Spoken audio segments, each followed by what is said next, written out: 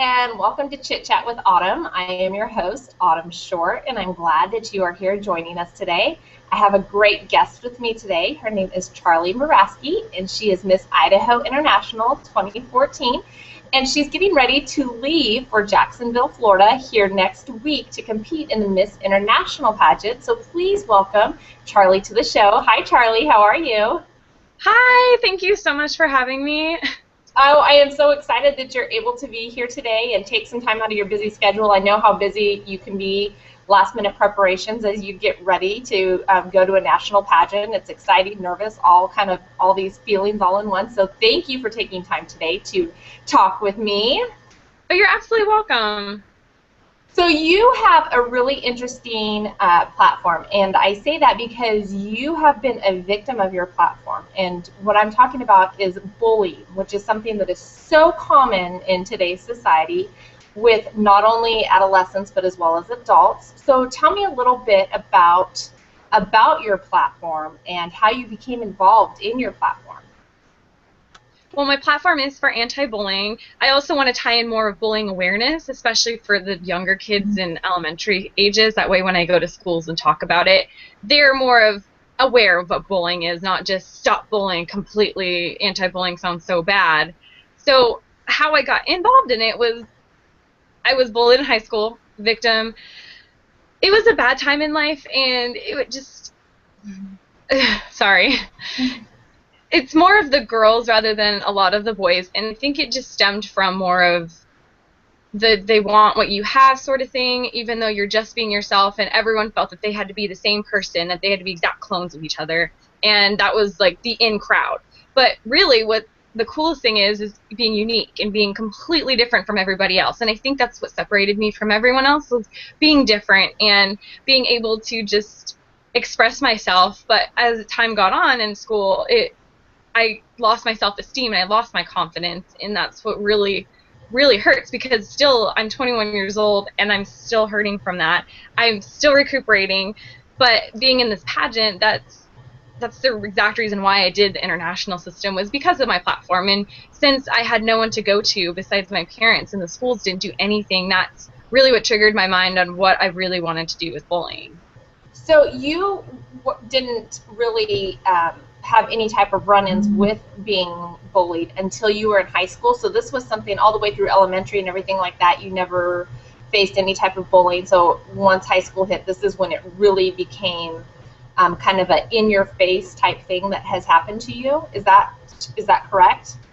Yes. So I experienced a little bit in 7th and 8th grade, but I kind of assumed it was because I was a military brat, and so being overseas, everyone's in that puberty stage. Everyone decides that they're just they don't really know how to feel, and their parents are gone away at war. So I think it's just everyone's trying to figure out who their friends are and why they are the way they are. So I don't really think of 7th and 8th grade as bullying. I think of being ambushed in a locker room and death threats all the time in schools, walking down the hallways, scared to go to class because someone's going to yell something at me every day.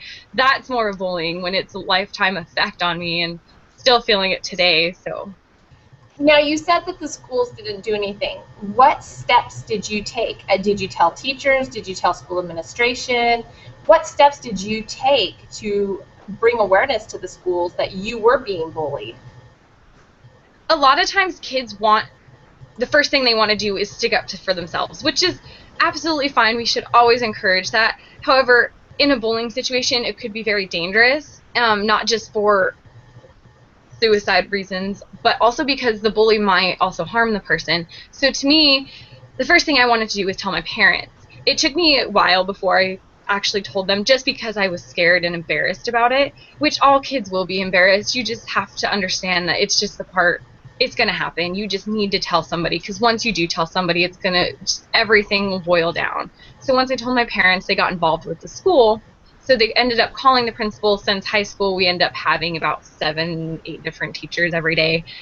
And when the principal got involved, they just wanted to transfer me schools because they thought it was my problem. And just didn't really feel like it was really me. It was just the whole school was just high school. They thought that hazing was okay, because back in the day when my parents were teenagers, hazing and teasing was totally fine, and that's just part of life. But now with all like psychological problems that people have with bullying and how like severe it is. It's just not okay. So ended up not transferring schools, but I did talk to my parents that got involved with the school. Well, that's good that you actually talked to somebody and didn't keep it in and keep it a secret and kind of just, at least you did not sweep it under the rug, as some others may. Now, Charlie, do you feel that schools and their administration and parents, do you think that they have enough education on how to handle bullying, or do you think that they should be, it should be mandatory to attend some type of workshops, lectures, seminars, things like that, to understand bullying more and how to handle bullying? Oh, absolutely. Being an elementary education major at Boise State right now, I fully encourage all teachers having workshops, especially before school even starts.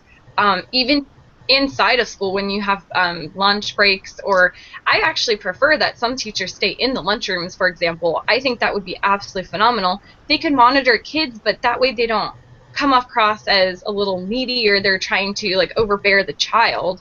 So I feel that workshops would be the best bet. And then as soon as we implement something into the school, such as a mediation with the adults rather than the mediation that they have kid to kid, I feel like that would help the bullying situation decrease. And then absolutely getting the parents involved. The parents, I feel, should have a say in everything. It's very difficult for a parent to realize what bullying is, especially coming from the older days where it was okay and wasn't as severe, but they get just as lost as the kid does, so they won't need somebody to go to. And the first person that you're going to want to go to is the student's teacher. So I absolutely agree that the students need to have that teacher that knows exactly what to do in a situation. They're the ones in the classroom, and they can help just dissolve the whole problem and separate the children, or even just monitor and take it to the principal if more steps are necessary. Wonderful. So tell me, what have you done so far with your platform? What type of awareness have you put into place, or what steps have you taken to promote anti-bullying right now, or bullying awareness as your platform? It's my absolute favorite. I love promoting it. This is the whole reason why I got into this. My first and foremost favorite thing about it is I got into this Facebook page for Idaho Anti-Bullying, which everyone can follow on Facebook. I do admin for it, which we also just received a new admin. She's running for Miss Idaho USA. So me and the owner of the whole account, it's mainly just us two, and we post so many positive pictures and so many quotes for just everyone to read. When I first started with Idaho International, it was around 200 people. So now it's all the way up, jumping up to like 800 to 900 and just hundreds by the month. And Wow. it's great because now we're starting to get feedback, and I get children that will email us and ask us for help, and it's almost as if we're that like prevention hotline. So I feel like I'm actually doing something and I can help the kids, and they feel like they can come to me. But it's also really nice to get all that on their newsfeed of really nice compliments, and they get all these good quotes.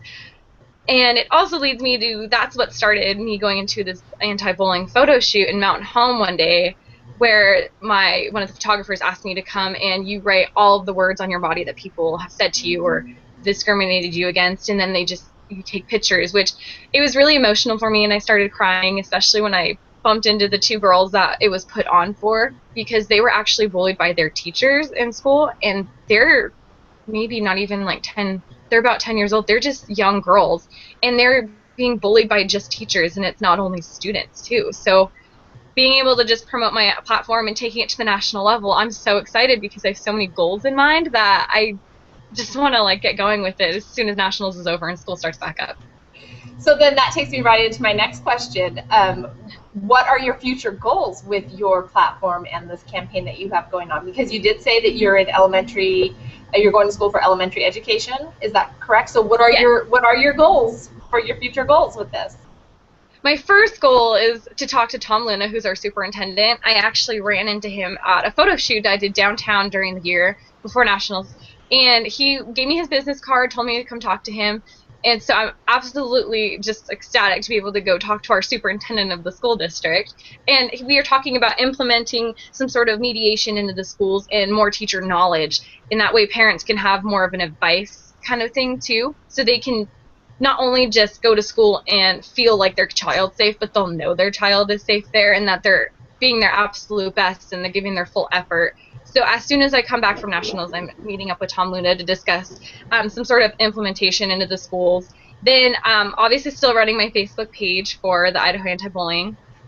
And I've already set up some meetings with teachers, which they allow me to go into classrooms and speak out against my bullying campaign. So I have a couple different activities I'm excited to use for inside those classrooms for the younger kids too. But one of my favorite ones is I'm actually going to Jerome. So random, but I absolutely love being able to travel and tell people about it, not just in Boise or in Mountain Home, expanding everywhere. So my first teacher will be a lady in Jerome. So she has a 4th grade class, which is what I want to teach. So that was perfect. And I just can't wait to get everything started and start hopefully an organization and get attached with maybe even Boise State. I'm in the works with them too because I know that they have a couple of different clubs that I want to get involved in with that. I love it. Absolutely love it. I like to see that you actually have future goals after the national pageant. So this is not something that's just in the moment, but this is something that you're going to continue with, and I think that is great. So at the national pageant, let's talk pageant prep for a second. Tell me the areas of competition that you will be competing in and which ones you are most excited about and which ones you, it's kind of on the fence. It could go either or. Well, the first area is the most important, and that's our interview. It's 40% of our overall grade, so our score, and they always drop the highest and lowest score out of all of your competition areas. So it's more of a consistency pageant rather than who is the absolute best in every single category. So interviews 40%, which they just ask you questions about you and all about your platform. So you should know your platform inside out and seeing who's most sincere. Then there's also fun fashion, which I find kind of creative. We can't have any sort of actual dress. It has to be something else like shorts or pants or skirts. It could be anything, but it can't be a dress. And it's just something that you create and you can cut up or you just design yourself. So it's just something that brings out your personality, which I actually switched mine from state to nationals, and I'm really excited about that. I can't wait to show it, especially because it's a color that I absolutely love. But you'll have to wait to see pictures. Oh, shoot. Okay. I know. I could go try it on, but that takes too long. And the one I'm most excited for, as weird as this sounds, is the fitness competition. I'm definitely more of, I have different curves on my body, and especially coming from a bowling background, it's 20% of your overall score, but walking in an athletic wear like a sports bra and spandex around on a stage with your stomach showing, it takes a lot of confidence. And the reason I got into pageants, besides the whole bowling campaign, was I wanted to increase my self-esteem, increase my confidence, which is still lacking from being out in the bowling just aura. So I just really am excited for that because I know if I can walk on stage in athletic wear, then I can absolutely overcome all my confidence and just feel pretty and not feel any less than myself. And the next area of competition is our evening gown, and that one is just one that spills out your personality. It's one that you feel absolutely beautiful in, even if it looks like the most horrible dress in the world. As long as you feel like $1 million in it, then you will absolutely have your face shine through it, and that's what the judges will see. So I'm excited for my evening gown. Evening gown is probably my favorite part of competition, just because you get out on stage and you get to feel like such a princess. All eyes are on you. And when you are comfortable in your evening gown where you can float across stage, it really does show through, and the judges really can see that. So that is my favorite part. Although I do like interview too, because obviously I like to talk to people.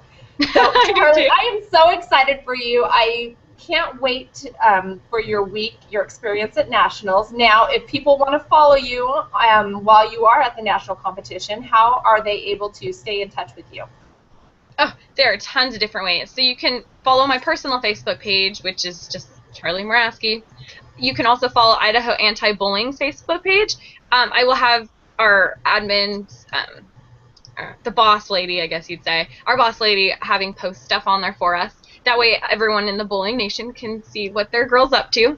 And then absolutely our Instagram. I prefer doing the Idaho International Pageants Instagram page just because I probably won't be on mine just for the whole week. I won't even have my phone. But Kim will be there, which is my director, and she'll be at every single appearance, and she'll take pictures, and you can just hop on even Twitter. But still kind of getting new to the Twitter thing, so I would highly suggest the Idaho International Pageant Instagram. Yeah. No, everyone likes a good Perfect. selfie. And I am going to, absolutely, and I am going to put those addresses up on the screen as soon as we're done here, because we're recording this live. So when people go back through, if they want to watch it again, they'll be able to find those ways to contact you.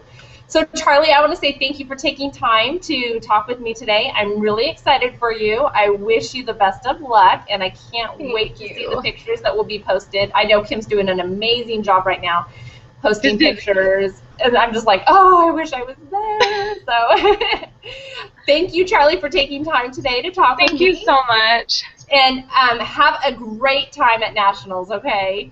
Oh, I will. I will send you pictures for sure. Please do. All right, Charlie, we'll talk to you soon. Thank you. Thanks. Bye-bye. Bye.